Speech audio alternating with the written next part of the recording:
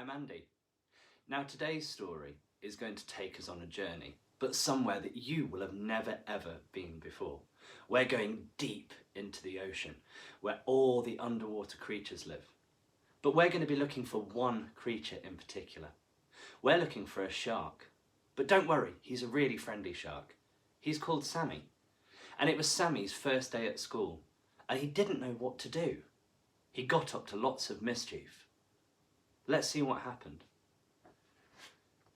This story is called Don't Eat the Teacher, and it's written by Nick Ward. "Hurry up, Sammy," his mother called. "You'll be late." Sammy dived downstairs for his breakfast.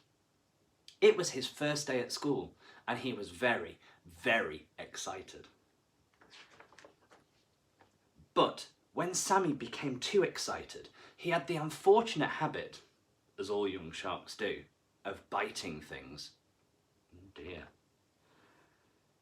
Sammy opened his mouth and crunch!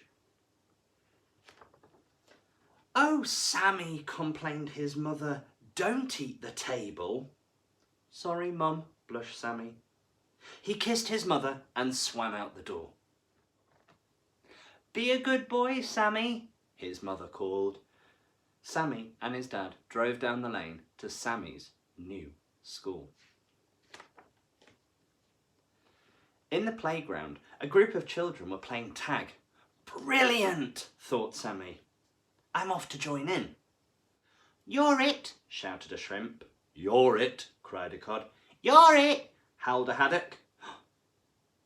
Uh-oh, what's going to happen? He's getting too excited.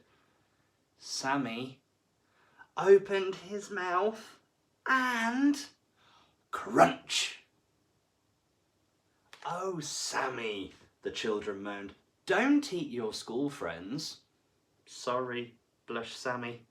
He hiccuped politely and out swam a little fish. Look. "Am I still it?" The bell rang and all the fish swam off to their classroom. "Good morning, children," beamed the teacher. "Let's start the day with a really good story."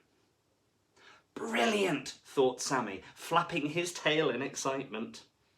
"Here we are," said the teacher. "Here's a story. Uh-oh. We can really get our teeth into." Sammy opened his mouth and crunch! "Oh, Sammy," cried the children, "don't eat our story." "Sorry," blushed Sammy. "Never mind," smiled the teacher. "Let's try some painting instead." Splish, splash, splosh, Sammy loved painting. He was so excited it was really hard not to nibble the paintbrush. "Finished," he called. "Sammy, that's lovely," said the teacher. "It looks good enough to eat." Sammy opened his mouth and what noise did he make? Crunch! "Oh, Sammy," groaned the teacher. "Sorry," blushed Sammy. "Never mind," said the teacher, giving him a little cuddle. "It's music now, music and movement," called the teacher. "As I play the piano, I want you all to pretend you are seaweed swaying in the gentle current." "I'm seaweed," thought Sammy, drifting and stretching as elegantly as he could. Look at him go. He looks brilliant. What do you think is going to happen? I think he might get a little bit excited. "The current is getting stronger," sang the teacher.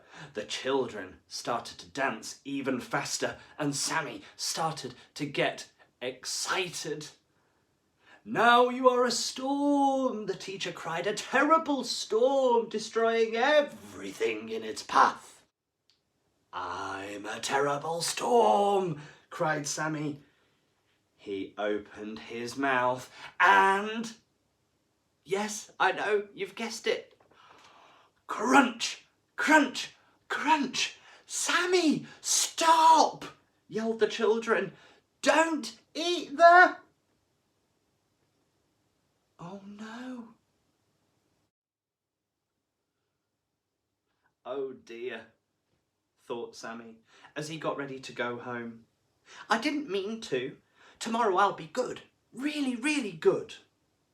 Hello, darling, said Sammy's mother at the school gate. How was your first day at school? Brilliant, said Sammy. And what did you learn today?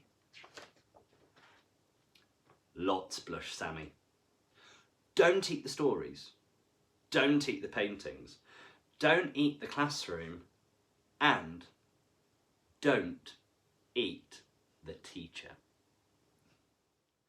What another good story.